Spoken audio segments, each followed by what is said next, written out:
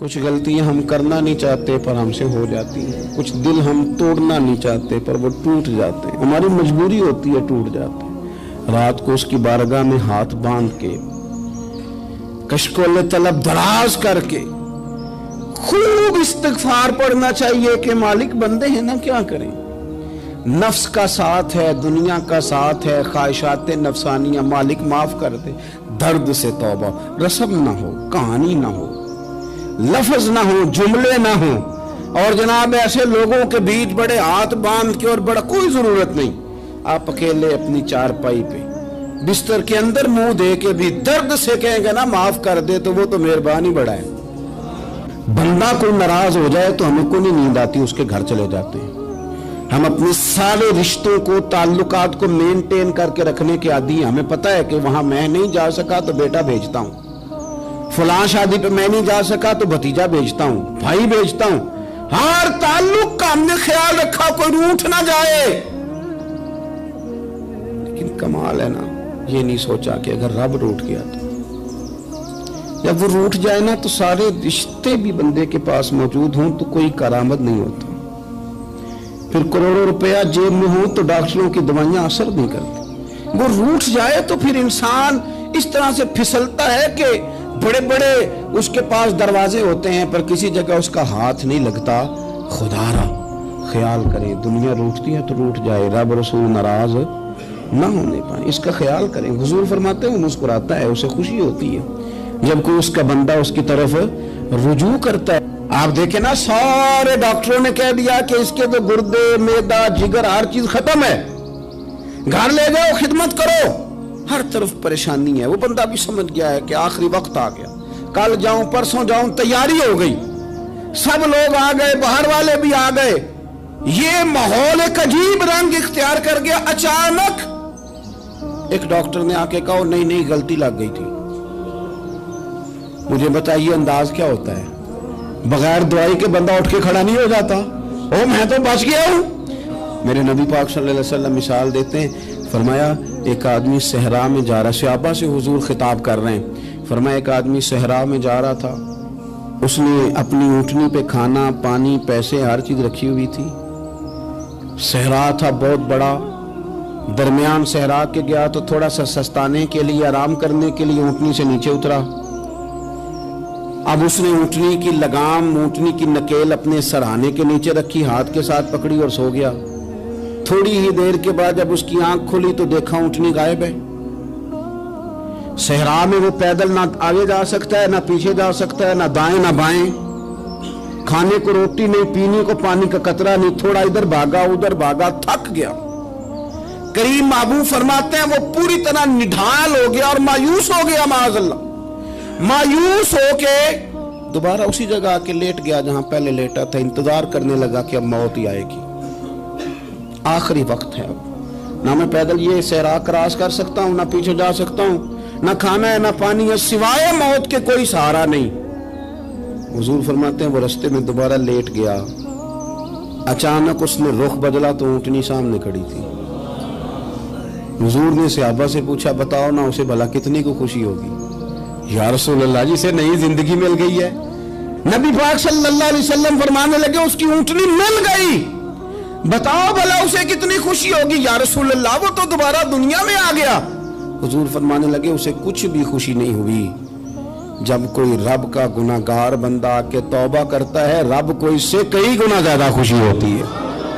میرا بندہ آ گیا ہے، میرا بندہ آ گیا ہے، میرے گھر آ گیا، اس نے آنسو بہائے ہیں، اس نے کہا اللہ میں تیرا ہی ہوں، تیرا ہی رزق کھاتا ہوں، تیری ہی زمین پہ رہتا ہوں، تیرے نام سے میری سانسیں چلتی ہیں۔ وہ آ گیا، فرمایا اس اونٹنی والے سے زیادہ رب کو خوشی ہوتی ہے جب گناہگار آ کے توبہ کرتے۔ گناہگاروں کے آنسو اس کی بارگاہ میں بڑے مقبول ہیں، لیکن ہم رسم ادا کرتے ہیں، توبہ نہیں کرتے۔ ہم اپنے آپ کے ساتھ دھوکہ کرتے ہیں، جھوٹ بولتے ہیں۔ ہم نہ گناہگاروں پر بھی فتویٰ دینے میں جلدی کرتے ہیں اور نیکی پر بشارت دینے میں بھی جلدی کرتے ہیں، حالانکہ یہ ہماری ذمہ داری نہیں۔ پتہ نہیں اللہ تعالیٰ کس کو کب توفیق توبہ دے کے اپنے قریب کر لے، لیکن بڑی جلدی ہے۔ बड़ी जल्दी फतवा देने में। और ये फतवा सिर्फ मुफ्तियों का नहीं रह गया, ये मेरी तरह के आपकी तरह के ढेरों में होगा जिन्होंने जेब में फतवे डाले हुए। भाई आपने क्यों जिम्मेदारी ले ली है जन्नत में दाखिल करने की और निकालने की? ये तो मेरे रब करीम का करम है, वो जिसको चाहे जब चाहे जितना चाहे अता करे। लेकिन कुछ लोग ना बड़े पक्के हो गए हैं कि शायद जो मैं सोच रहा हूं वही दुरुस्त है। कभी कभी कुछ चीजें अजीब भी होती हैं, लिहाजा खुदा की रहमत पर भरोसा करके बात करनी चाहिए। अपनी मर्जी के फतवे नहीं दागने चाहिए। वो देखो जी फलाना बंदा यूं कर रहा है, आपको पता ही नहीं पूरी बात का, आपको इल्म ही नहीं पूरी बात का। हजरत बाउलक नक्शबंद बुखारी रहमतुल्लाह अलैह फरमाते, मैं हज करने गया तो वहां मैंने एक आदमी को करोड़ों का कारोबार करते देखा, तो मेरे दिल में ख्याल है यहां भी अल्लाह अल्लाह करनी चाहिए थी, दुनियादारी कर रहा है। लेकिन फरमाते हैं हज से फारिग हुए तो मैंने देखा वही बंदा सारा कुछ रब की बारगाह में खैरात कर रहा है, और सैकड़ों गरीब हाजी हैं जिनको पूरे पूरे खर्चे दे रहा है। तो मैंने वही अपनी सोच से तौबा की कि मैं कहाँ था। बड़ी जल्दी खड़े ना हो जाएं। हजरत हसन बसरी रहमतुल्लाह ताला अलैह इरशाद फरमाते हैं कि मैं दरिया के किनारे गया तो वहां मैंने एक शख्स को देखा, वो अपनी एक खातून की गोद में सर रख के बैठा और करीब एक बोतल भी पड़ी है।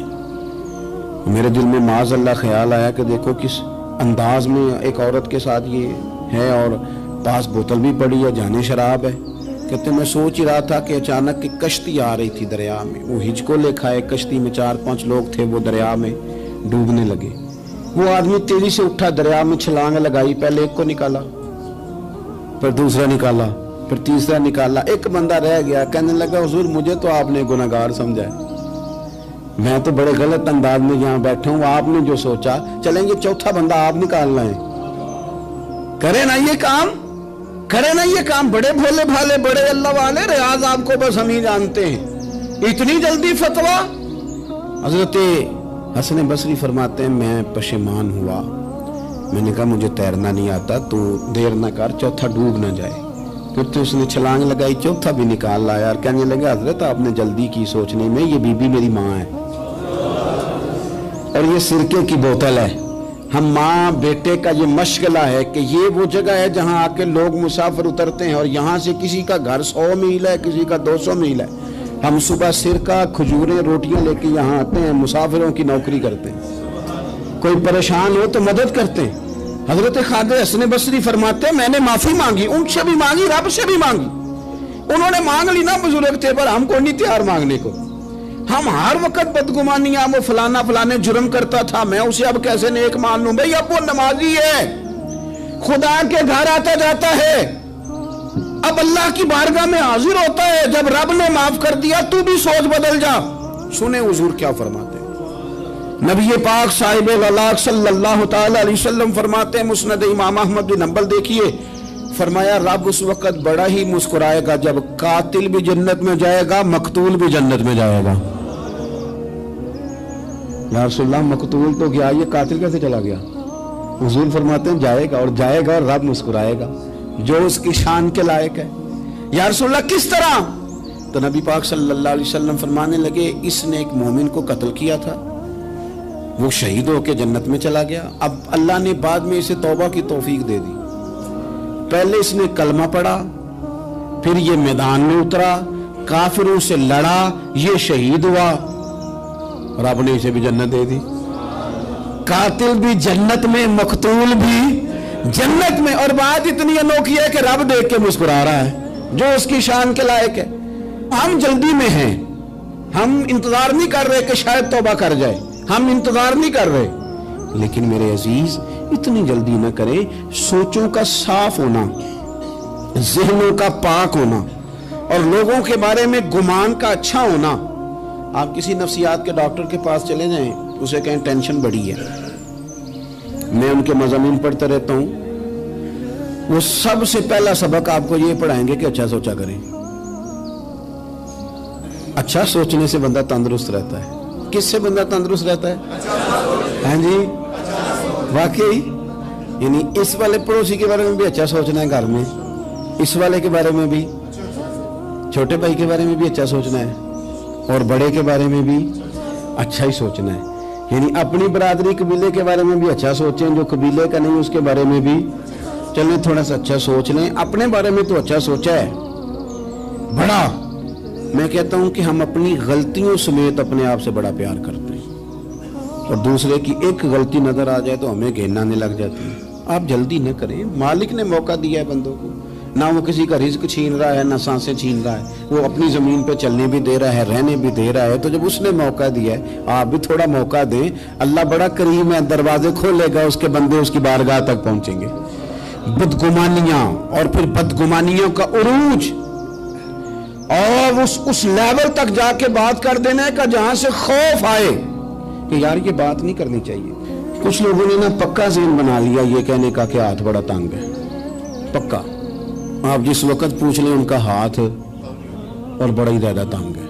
آپ یقین کریں بہن کا جو خامند ہے وہ کہہ رہا ہے جا حصہ لے کے آ, تیرے بھائیوں کی کمائی تو نہیں تیرے ابا کی ہے, لے کے آ. وہ بیچاری اس کی منتیں کر رہی ہے, کہتی ہے اگر جاؤں گی نا تو وہ کہیں گے حصہ لے جا, آج کے بعد ہمارے گھر نہ آنا, میرا دروازہ نہ بند کرو, مہربانی کرو. اور بھائی سے بات کرتی ہے تو کہتا ہے ہاتھ ہی بڑا تنگ ہے, جب ٹھیک ہوگا تو دے دوں گا. نہ کریں یہ ظلم. ہمارے اپنے تڑپتے رہتے ہیں اور ہماری دولتیں اندر پڑی رہتی ہیں. ہمارے اپنی چھوٹی چھوٹی ضروریات کے لیے پریشان ہوتے ہیں, لیکن ہم بڑے بڑے بہانے ہیں ہمارے پاس, کہتے ہیں یہ نکما ہے, یہ نکھٹو ہے, یہ کام نہیں کرتا, اس میں فلانا ہے, بے فلانا ہے, بلے میں نے نہیں ساتھ چلنا. اظہار جب آپ کے اندر پیدا ہوتا ہے نا, اظہار جب کسی کے لیے آپ حساس ہوتے ہیں تو آپ کو بھی سرور حاصل ہوتا ہے. نہ کریں یہ کام کہ آپ کو اللہ نے وسعت دی ہے اور ہر وقت آپ ہاتھ تانگ ہونے کا رونا رو رہے ہیں, ہر وقت آپ یہ کہہ رہے ہیں میں بڑی آزمائش میں ہوں, جب خدا نے آپ پہ نہیں ڈالی. تو اتنے جھوٹ بولنا صرف اس لیے کہ میرے پیسے بچ جائیں, صرف اس لیے کہانی سنانا کہ حالات میرے بڑے خراب ہیں کہ کوئی بندہ میرے سے کوئی تھوڑا بہت قرض نہ مانگ لے. سنو, نبی پاک صلی اللہ علیہ وسلم کے پاس مہمان آ گیا, بخاری مسلم ہے. حضور نے ازواج مطہرات کے گھروں میں پیغام بھیجا, کچھ چیز ہے ضیافت کے لیے؟ یا رسول اللہ کچھ بھی نہیں, یہ دو جہاں کے شاہ ہیں اور پاس کچھ رکھتے نہیں, دو جہاں کی نعمتیں ہیں ان کے خالی ہاتھ میں. یا رسول اللہ کوئی چیز بھی نہیں. حضور نے صحابہ کے مجمع پہ نظر ڈالی, یا رسول اللہ صلی اللہ علیہ وسلم حکم ہو. تو حضور فرمانے لگے تم میں سے کوئی بندہ ہے جو اسے گھر لے جائے روٹی کھلائے. ایک صحابی اٹھے فوراً, حضور میں لے کے جاتا ہوں کھانا کھلاتا ہوں. فرماتے ہیں میرے گھر میں صرف بچوں کا کھانا تھا, یہ نہیں کہ فریزر بھرا ہوا ہے نعمتوں سے, صرف بچوں کا کھانا. یہ نہیں کہ کسی کو دیکھ کے اپنی ہنڈیا پہ برتن دے لیا, صرف بچوں کا کھانا. کہتے ہیں گھر گیا, بیوی سے کہا کیا کیفیت ہے؟ کہنے لگی بچوں کی روٹی ہے. میں نے کہا بچے سلا دے, صبح ناشتہ کر لیں گے. تو کہنے لگی آپ کیا کھائیں گے؟ تو میں نے کہا نہ میں کھاؤں گا نہ تم کھائے گی, مہمان جو نبی پاک کا ہے. کہا اچھا, اب ذرا تجویز دیکھو میاں بیوی کی سوجھی آپس میں. کہتے ہیں کھانا لگا دینا کیونکہ ایک آدھ بندے کا کھانا ہے. اپنی غربتوں کا ہر جگہ اظہار کرنا, رونا رونا. یہ دیکھو غربت کیسے چھپائی جا رہی. اس کو کہا نہیں کہ چل تو تھوڑا رحم کھا, تو آیا ہے تو تھوڑا رحم کھا, یہ نہیں کہا. کہا اٹھ کے نا تو کھانا رکھنا اور اٹھ کے نا چراغ ٹھیک کرنے کے بہانے بجھا دینا. ہم دنیا والوں کے سامنے کیوں اپنے دکھ بیان کریں؟ ہم جو کہیں گے رب رسول کی بارگاہ میں کہیں گے. تو نا چراغ ٹھیک کرنے کے بہانے. اہلیہ اٹھی, کھانا دینے کے بعد چراغ ٹھیک کرنے کے بہانے بجھا دیا. خامد بھی ہاتھ چلاتے رہے, بیوی کبھی برتن رکھتی کبھی اٹھاتی, پتہ چلے کہ کھانا کھا رہے ہیں, کھانا کھایا جا رہا ہے. کہتے ہیں مہمان پیٹ بھر کے کھانا کھا گیا. یہ کام ہوا رات کے اندھیرے میں, اس وقت ہوا جب چراغ بھی بند تھا, اس وقت ہوا جب کوئی دیکھنے والا نہیں تھا, کسی پڑوسی کو بھی خبر نہیں تھی. فرماتے ہیں صبح کے اجالے میں اس مہمان کو لے کے مسجد نبوی میں نے قدم رکھا تو نبی کریم نے فرمایا رات جو تم نے کام کیا ہے نا اسے دیکھ کے میرا رب بڑا مسکرایا ہے, اللہ بڑا مسکرایا ہے. اللہ تر دامنی پہ شیخ ہماری نہ جائیے, ہم دامن نہ چھوڑ دیں تو فرشتے وضو کریں. یہ شان ہے صحابہ کی. نبی کریم علیہ السلام نے فرمایا رب رات مسکرایا تیرا یہ انداز دیکھ کے, اور اس نے قرآن نازل کیا وَيُبْصِرُونَ عَلَىٰ أَنفُسِهِمْ وَلَوْ كَانَ بِهِمْ خَصَاصَةٌ. کچھ لوگ وہ ہیں جنہیں بڑی بھی ضرورت ہو تو دوسروں پر اثار کر دیتے ہیں. कुर्बानी दे देते हैं। रब मुस्कुराया है, अंदर पैसे रखे हुए हैं, अंदर पैसे रखे हुए हैं, और बहन आके मिन्नत कर रही है कि भाई हालात बड़े ख़राब हैं, थोड़ी सी मेहरबानी कर। तो कहते हैं बहन पर्दा ही है बस, कैसे बताऊं तुझे हालात, तुझे क्या बताऊं, काम कितनी मुश्किल से चलता है, ये पर्दा ये बस। बहरहाल अगर तूने कहा है ना 50,000 तो मैं ज़्यादा नहीं, कोई 20 को दे दूंगा तुझे, वो भी खासी नेकी करके, वो भी बता सिखा के। रात अम्मा पे लहदा से एहसान चढ़ाऊंगा, अब्बा पे लहदा से चढ़ाऊंगा कि तुम्हारी बेटी के साथ ताउन करना, सारे इलाके को वैसे ही बताऊंगा। तब वो गरीबनी बेचारी 20,000 लेके घर गई है, कई सिफारिशें कर रही है कि मेहरबानी करो। मैंने ऐसे भी देखे हैं जो पहले बीवी को पकड़ाते हैं, तू दे, इसलिए कि फिर वजीर आजम तो डंडा निकाल लेगा तो बड़ा मुश्किल हो जाएगा फिर घर में रहना, लिहाजा वो ये तू आगे लग। ये क्या लहजा है आपका, ये तो किसी को भी दे तो छुपा के देने का हुक्म है, किसी को भी दे तो हमें हुक्म ये है कि सीधे हाथ से देना है, उल्टे को खबर। और ये जो बिल्कुल ही अपने हैं उन पर तो पर्दा पोशी आपके लिए वैसे ही जरूरत थी। मेरे अजीज, रब मुस्कुराता है। मेरे नबी पाक अलैहिस्सलाम ने ये आमाल हमें बताए जिन पर अल्लाह मुस्कुराता है, खुश होता है। और बाज लोगों को हुजूर ने नॉमिनेट किया। हज़रत साद बिन मुआज़ रज़ी अल्लाह ताला अन्हु अजीम सहाबी थे। ये वो खूबसूरत सहाबियां जिनके जनाजे को कंधा मेरे नबी पाक ने अता फरमाया, हुजूर ने कंधा अता फरमाया। कमाल हो गई, निर्ख बाज़ारे मोहब्बत का अनोखा ही हो गया, खुद खरीदारों में शामिल आके मौला हो गया। हुजूर ने कंधा दिया। हज़रत साद बिन मुआज़ रज़ी अल्लाह ताला अन्हु का जब जनाजा उठा, उनकी वालदा रो पड़ी, बड़े दर्द से रोई, माँ थी ना। उनकी आवाज़ जब हुजूर तक गई तो नबी पाक ने फरमाया आंसुओं को रोक ले, आवाज़ को कम कर ले, तेरे बेटे की तो जब रूह परवाज हुई है तो रब मुस्कुराया है। जिसके आने पे रब राजी हो, मुस्कुरा दे जो उसकी शान के लायक है। ये तो वो लोग हैं कि जिनके जाने पर ना रब, वो किसी ने कहा था कि मेरे मरने पे हर सू शोर मच जाएगा, देखोगे मेरे मरने पे हर सू शोर, तो पता चल जाएगा जब हम जाएंगे, मेरे मरने पे हर सू शोर मच जाएगा देखोगे, और कहने अलविदा सरकार खुद तशरीफ लाएंगे। और दरवेश कहने लगे बाद मरन दे मुखड़ा मेरा हो जावे जे ताजा, फिर समझ लेना महबूब मेरे ने आन पड़े है जनाजा। और आशिक का जनाजा है, जरा धूम से निकले और महबूब की गलियों से जरा घूम के निकले। फरमाया कि इनके तो जाने पे रब करीम। और हुजूर ने एक दुआ भी दी। हजरत अबू तलहा, हजरत तलहा रदी अल्लाह ताला अन्हु सहाबी थे, उनका विसाल हो गया तो हुजूर ने दुआ भी दी। फरमाया या अल्लाह, जब मेरा तलहा है ना तो तू इससे मुस्कुरा के बात करना, ये तुझसे मुस्कुरा के बात करे जो तेरी शान के लायक है। कुरान मजीद में फरमाया इन्नल्लाह बिन्नासी लरऊफुर रहीम, बेशक अल्लाह अपने बंदों पर बड़ा ही मेहरबान और निहायत ही रहम करने वाला रऊफ और रहीम है, बड़ा मेहरबान है, करम फरमाता है। अल्लाह ताला अपने बंदों से बड़ा जल्द राजी हो जाता है। वो अपने बंदों को बहुत ज्यादा मुशक्कत में नहीं डालता, वो अपने बंदों से अपनी नेमतों का बदला नहीं चाहता, बहुत सख्त मुशक्कत वाली इबादतें नेमतों के बदले नहीं चाहता, वो बड़ी जल्दी रहम फरमाता है। मेरे नबी पाक सल्लल्लाहु ताला अलैहि वसल्लम ने इरशाद फरमाया, बाज़ अहादीस में लफ्ज ये है कि अल्लाह अपने बंदों को देख के मुस्कुराता है जो उसकी शान के लायक है। जिस तरतीब से हम मुस्कुराते हैं, जिस तरतीब से हम रोते हैं, जिस तरतीब से हम किसी बात का इज़हार तशक्कुर करते हैं, खुदा इन बातों से पाक है। अब बहुत सारी हदीसों में आया कि वो मुस्कुराता है, तो क्या मतलब है मुस्कुराने का? तो उलमाए तफसीर ने लिखा है मुस्कुराने का मतलब ये है कि वो बड़ा ही राजी होता है अपने बंदे से, बड़ा राजी होता है, ये मतलब। एक तो मुस्कुराने का मतलब ये कि वो बड़ा राजी हो गया, बड़ा राजी हो गया, वो मुस्कुरा दिया अपने बंदे पे। और एक इसका माना खुद नबी पाक सल्लल्लाहु ताला अलैहि वसल्लम ने बयान फरमाया। मुस्नद इमाम अहमद बिन हंबल में हदीस है, हुजूर सैयद आलम अलैहिस्सलाम से सहाबा ने पूछा, या रसूलल्लाह शहीद तो बड़े लोग होते हैं, शहीदों में अफजल कौन है?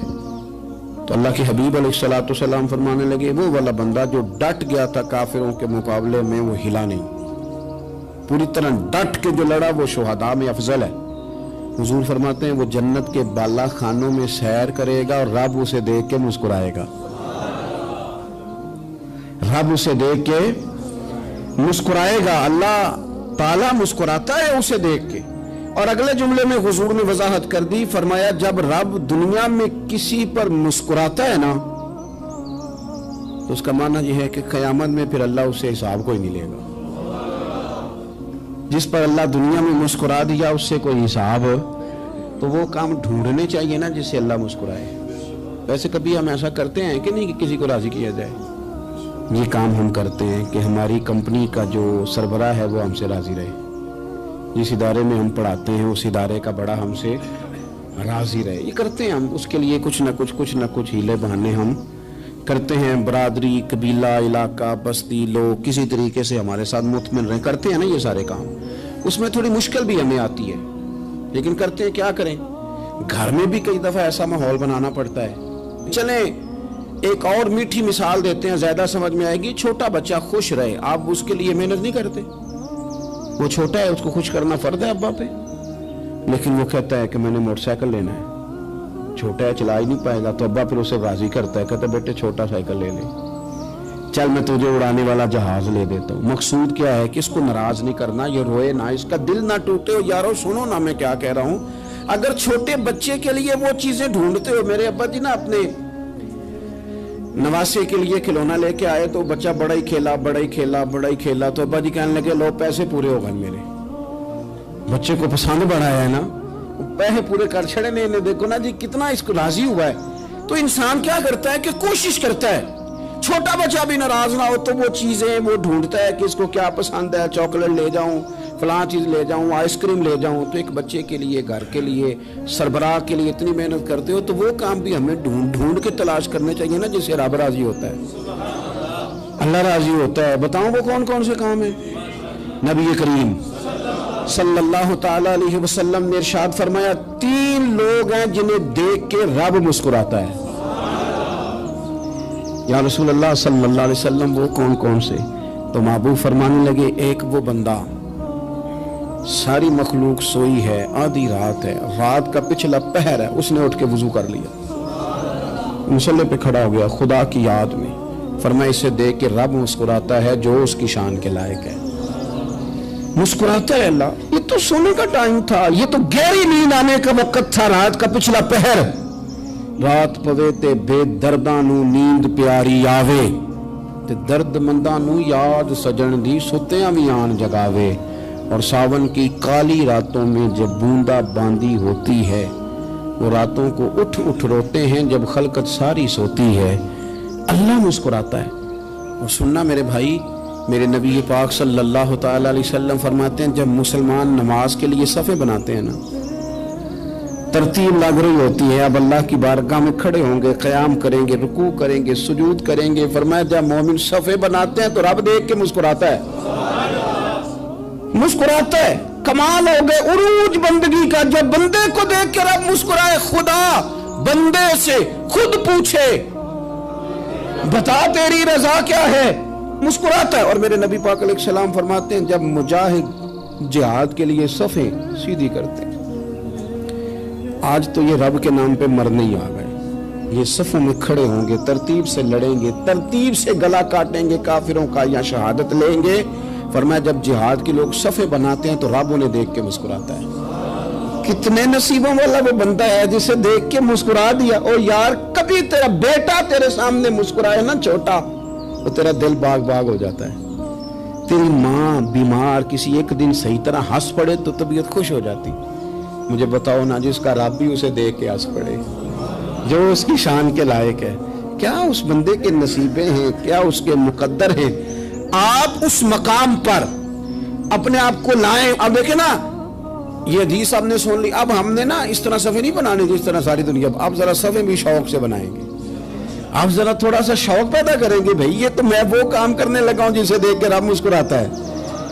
نبی پاک صلی اللہ علیہ وسلم نے فرمایا جب کوئی بندہ توبہ کرتا ہے نا،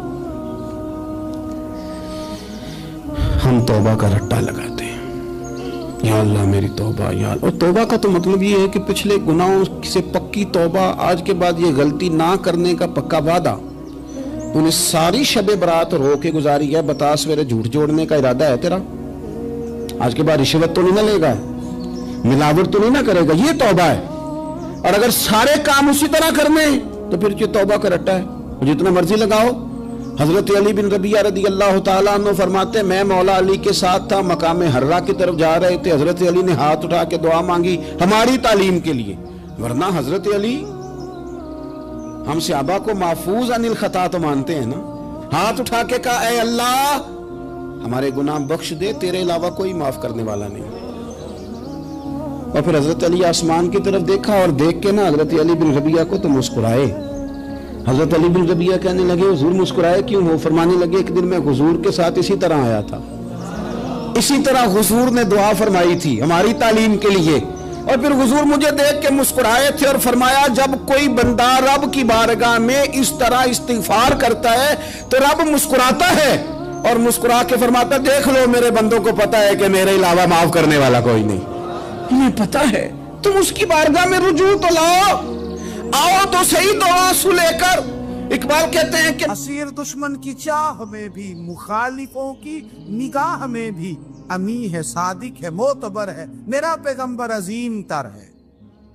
नबी पाक सल्लल्लाहु अलैहि वसल्लम तशरीफ लाए, उन्होंने कहा जी आप जो फैसला भी करें कबूल है, आप बता दें कौन सा कबीला हजर अस्वद उठा के, बाकी खाना काबा की तामीर मुकम्मल हो गई, हजर अस्वद कौन सा कबीला लगाए, पहले तय कर लिया था जो हुजूर फैसला करेंगे सबको कबूल होगा। अब अगर हुजूर एक के हक में फैसला कर देते तो तैयार थे ना बाकी कबूल कर देंगे।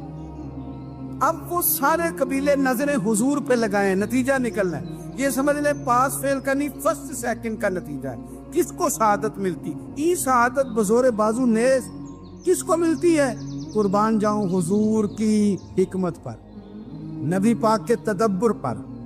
अब एक को भी अगर हुजूर कहते तो लगा दे तो बाकी वादा कर चुके थे मानेंगे, पर यार परेशानी तो होती है ना कि हम सेकंड आ गए, थर्ड आ गए। अब ये सब चाह रहे थे शहादत लेना, तो रसूल पाक ने ना चादर बिछाई, हजर अस्वद उठा के रखा, फरमाया लड़ो ना, सारे ये एक एक कोने से चादर पकड़ लो, कुर्बान जाए। सब ने उठा लिया और उठा के जगह ले आए जहाँ नस्ब करना था। हुजूर ने अपने दस्ते मुबारक से पकड़ा, वहां लगा दिया। अब कोई सब से पूछता ना किसने लगाया है, तो सब यही समझते थे हमने ही लगाया है, और आखिरी फैसला ये था हम सब नहीं लगाया है। ये हिकमत है रसूल पाक की। तेरे आगे है यूं तबे लचे फुसा अरब के बड़े बड़े, कोई जाने मुंह में जुबान नहीं बल्कि जिस्म में जान नहीं। नबी पाक अलैहिस्सलाम ने फरमाया, जो नमाज तुम अपने घर के अंदर पढ़ोगे, एक नमाज का अल्लाह तुम्हें सवाब देगा, जमात के साथ पढ़ोगे तो 27 नमाजों का सवाब। लेकिन फरमाया वही नमाज अगर तुम मेरी मस्जिद नबी में आके पढ़ोगे तो अल्लाह 50,000 नमाजों का सवाब अता करेगा, 50,000 नमाजों का। और मदीने वाले हबीब फरमाने लगे, वही नमाज अगर तुमने बैतुल्लाह में आके पढ़ी तो नमाज एक होगी, लेकिन रब तुम्हें 1,00,000 नमाज का सवाब अता फरमाए। अब ये फजीलत हुजूर ने बयान की, फजीलत देखें, अल्लाह ताला की रहमतें हर जगह बरसती, यहाँ कब बरसेंगी हमें कोई पता नहीं, तकरीर के वक़्त, खुतबे के वक़्त, नमाज के वक़्त, दुआ कब बरसेंगी नहीं पता। लेकिन खानाए काबा का जो मामला है और वहाँ जो रहमत का मामला है, मुल्ला रूमी फरमाते हैं कि खुदा की रहमत अगर तुझे इतनी मिल जाए ना, कतरे के बराबर भी, तो समझ ले तेरी दुनिया भी बन गई और तेरी आखिरत भी बन गई। अब मेरे नबी पाक अलैहिस्सलाम की हदीस सुने, हुजूर फरमाते हैं रोजाना बैतुल्लाह शरीफ पर अल्लाह की 120 रहमतों का नुज़ूल होता है। या रसूलल्लाह किस वक़्त होता है? फजर के वक़्त, ज़ोहर के वक़्त, असर के वक़्त, तवाफ के वक़्त, नमाज के वक़्त, कब? तो हुजूर ने तय करके बताया। फरमाया 120 रहमतें अल्लाह खाना काबा पे नाजिल फरमाते हैं। या रसूलल्लाह कब? फरमाया 60 रहमतें तो उन पे बरसती हैं जो बैतुल्लाह का तवाफ करते, और फरमाया 40 रहमतें उस पर बरसती हैं जो हरम शरीफ में नमाज पढ़ता है। और हुजूर फरमाते हैं कुछ भी ना करे, बस बैठ के काबे की ज़ियारत ही करता रहे, 20 रहमतें तो अल्लाह उसे भी अता फरमा दे। कितनी मुकद्दस जगह है, वहाँ जाने का ज़ौक़, वहाँ जाने की तड़प, वहाँ जाने का शौक़। ان لوگوں سے تھوڑا سا شکوہ ہے جو کہتے ہیں جی میں نے جی بڑی راج راج کے زیارت کر لی ہے، بس راج گئے، ختم ہو گئی بات۔ سنو، نبی پاک علیہ السلام نے 53 سال حیات ظاہرہ کے وہاں گزارے، 53 سال، لیکن جناب صدیق اکبر رضی اللہ تعالیٰ عنہ فرماتے ہیں قربان جاؤں، جس رات میرے کریم محبوب علیہ السلام ہجرت کی رات مکہ مکرمہ سے نکل رہے تھے تو حضور پلٹ پلٹ کے بیت اللہ کو دیکھتے، حضور پلٹ پلٹ کے دیکھتے تھے، اور پھر میرے محبوب کریم علیہ السلام نے پلٹ کے کعبے کی طرف دیکھ کے فرمایا بیت اللہ تو مجھے بڑا ہی پیارا ہے، تو مجھے بڑا ہی پیارا ہے، اے شہر مکہ تو مجھے بڑا ہی پیارا ہے۔ فرمایا اگر میری قوم مجھے پریشان نہ کرتی میں تجھے کبھی چھوڑ کے نہ جاتا۔ 53 سال رہنے کے باوجود بھی حضور کا بیت اللہ سے پیار، نبی پاک کی اس شہر کے ساتھ وابستگی، وہ دلچسپی، وہ ذوق، وہ شوق، وہ کیفیات، کیوں مان پڑتے جا رہے ہیں ہمارے جذبے؟ ہمارے سیاست کی باتیں روز ہونے لگی ہیں، بحثوں کی باتیں روز ہوتی، لیکن اپنا عشق مضبوط کرنے کی بات، آپ یقین کریں یہ جو عشق ہوتا ہے یہ بندے کو آزاد کر دیتا ہے، یہ بندے کو عشق آزاد کر دیتا ہے۔ اعلیٰ حضرت فرماتے ہیں اے عشق تیرے صدقے جلنے سے چھٹے سستے، جو آگ بجھا دے گی وہ آگ لگائی ہے۔ اور علامہ اقبال کہنے لگے، اقبال سمجھاتے ہیں، وہ کہتے ہیں بجھی عشق کی آگ اندھیر ہے، اب مسلمان نہیں اب خاک کا ڈھیر ہے۔ کہتے ہیں بغیر عشق کے نا کوئی کام بھی، نماز بھی بغیر عشق کے پڑھی جاتی ہے تو کوئی مزہ ہی نہیں دیتی، بندے کہتے ہیں دل ہی نہیں لگتا، پیری مریدی ہے بغیر عشق کے ایسی رسم ہی ہے، ٹھیک ہے گزارا چل رہا ہے، قرآن شریف کی تلاوت ہے تو بغیر عشق کے کیسے کیفیات چلیں گی؟ اللہ رسول کے ساتھ پیار ہے تو کوئی دلچسپی نہیں، کوئی شوق نہیں، کوئی کیفیت۔ آپ یقین کریں کچھ بندوں پہ بندے کو تڑپ آ جاتی ہے، شوق آ جاتا ہے، یار یہ اس کو کیسے نکالیں، یہ کس طرح کا پیار کرتے ہیں، آ کے بیٹھا رہتا ہے، چپ کر کے بیٹھا رہتا ہے، کہتا ہے جی کوئی کام نہیں بس 10 منٹ ملنا ہے، بندے کو اس بندے پر ویسے ہی پیار آ جاتا ہے۔ کچھ ایسے سنگی ہوتے ہیں جو آستانوں پہ 10 چکر لگا کے آتے، شکوہ نہیں کرتے کہ میں 100 دفعہ بھی آیا ہوں فلانے حضرت ملے نہیں، وہ وارفتگی ہے، وہ شوق ہے ہمارا۔ جب تک اللہ رسول کے ساتھ رشتہ عشق کا تھا، پیار کا تھا، ذوق کا تھا، درد کا تھا، خلوص کا تھا، آپ یقین کریں طبیعتیں جمی ہوئی تھی۔ نبی پاک نے نا ہمیں تکلیف میں رہ کے پیار کرنے کا درس دیا۔ بخاری مسلم میں حدیث ہے، حضور اپنے مدینے کی شان بیان کرنے لگے، حضور فرمانے لگے، محبوب فرماتے ہیں یمن فتح ہوگا تو وہاں کھیت اچھے ہوں گے، کھلیان اچھے ہوں گے، کاروبار اچھے ہوں گے، تو کچھ لوگ مدینے والے وہاں جا کے رہنے لگ جائیں گے، آباد ہو جائیں گے، لیکن حضور فرماتے المدینہ تو خیر لہم لو کانوا یعلمون۔ بات کو سمجھنا، فرمایا کہ وہاں کھیت کھلیان اچھے ہیں، ان کا کاروبار وہاں زیادہ چلے گا، لیکن رسول کریم نے فرمایا مدینہ ہی ان کے لیے بہتر تھا، کاش وہ اس بات کو جان لیتے۔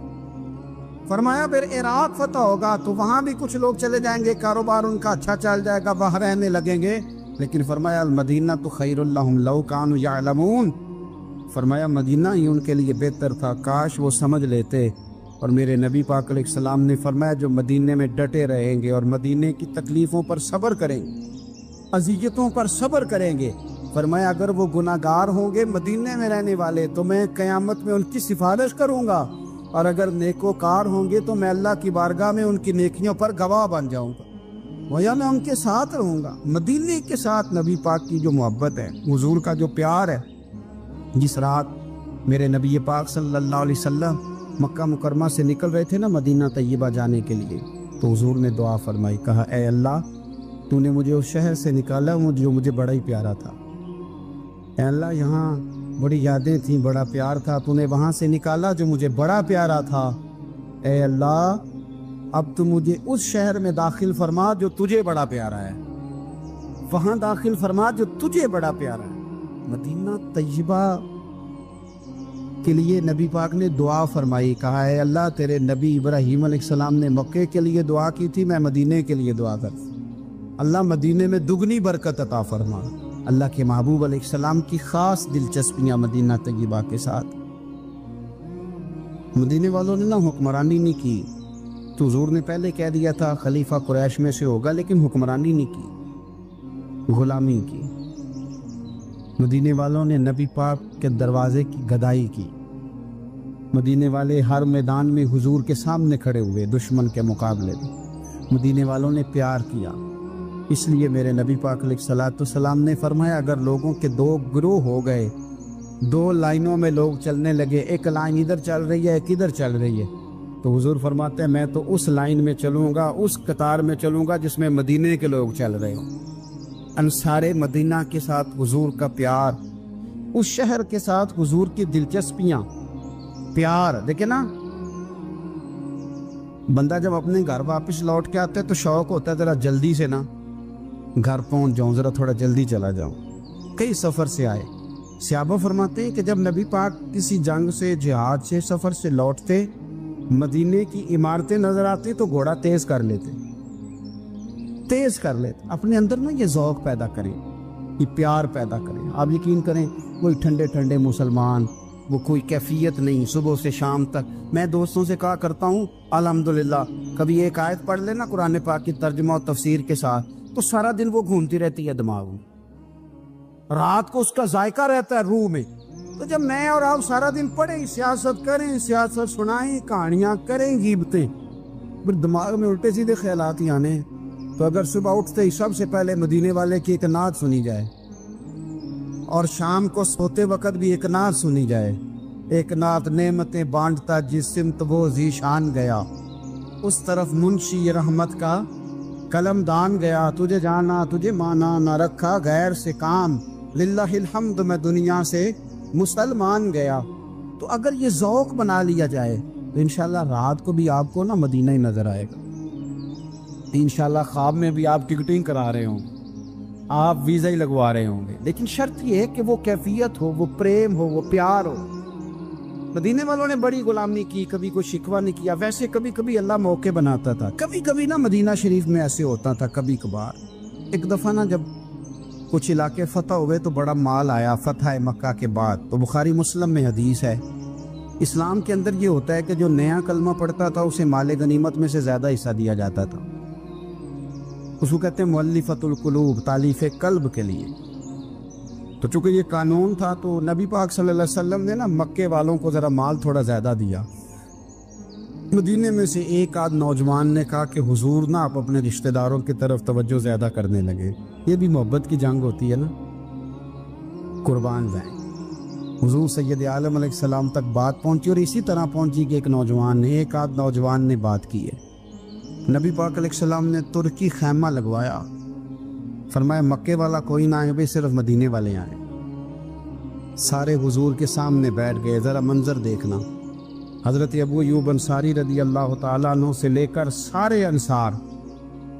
حضور نے فرمایا ابھی میں نے سنا ہے تم میں سے کچھ نے کہا ہے کہ حضور اپنے رشتہ داروں کو زیادہ دینے لگے۔